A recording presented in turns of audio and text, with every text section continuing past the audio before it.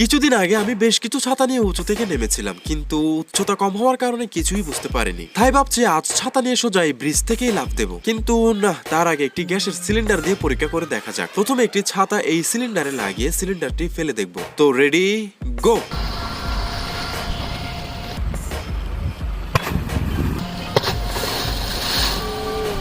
Wow, ছাতা উল্টে গেলেও খুবই স্মুথ ভাবে ল্যান্ড করেছে। এবার দুটো দিয়ে দেখা যাক।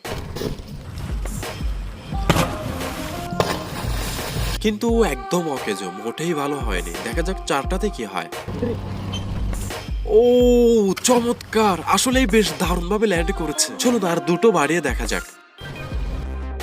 একদম বাজে, কিছু একটা গন্ডগোল হয়েছে, কারণ এরপর আমরা অন্যভাবে 8টি ছাতা দিয়েও দেখেছি, কিন্তু সেটারও ভয়াবহ অবস্থা। তারপর একসাথে 10টা দিয়েও দেখেছি, তাতেও কোনো লাভ হয়নি, একদম কুৎসিত ভাবে পড়েছে।